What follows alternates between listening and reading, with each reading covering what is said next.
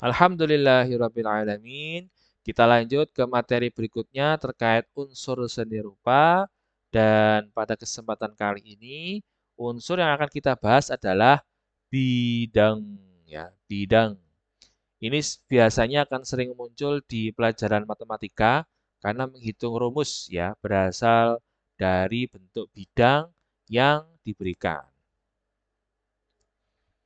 Secara pengertian, ini menurut seni rupa ya, bidang itu adalah unsur yang terbentuk dari kumpulan garis yang disusun dan saling terhubung, baik itu secara horizontal, vertikal, miring, dan melengkung. Sehingga bidang itu tidak asal bentuk bidang, namun awalnya ada garis-garis-garis, kemudian ujung setiap garis itu bersentuhan, dan terciptalah sebuah bidang.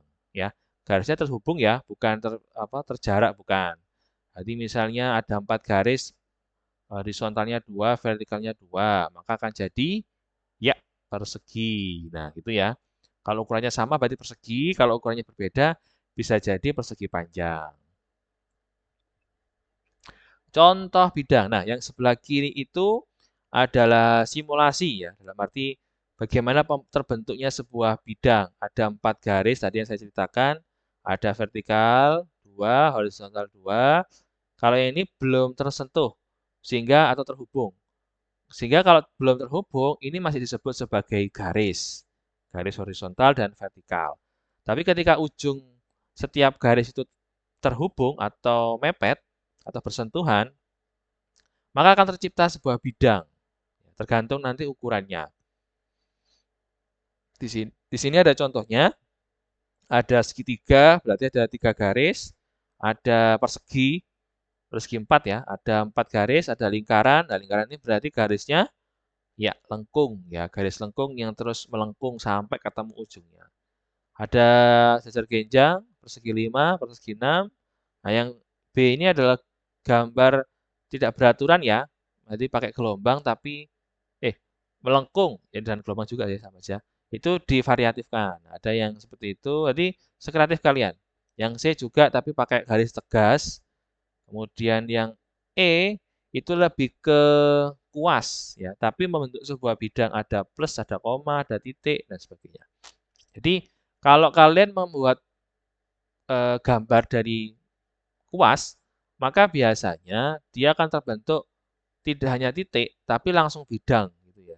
Karena memang kalau kuas kan pakai air, airnya itu langsung melebar gitu, membesar. Sehingga kalau dia disebut titik, kok ukurannya besar gitu ya.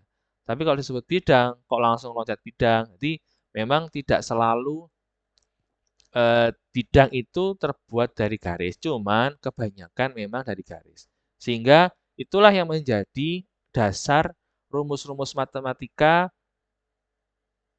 dibuat ya. Sehingga kayak persegi panjang itu kan berarti panjang kali lebar, misalnya gitu ya. Kalau persegi sisi kali sisi, karena kan memang sisinya sama.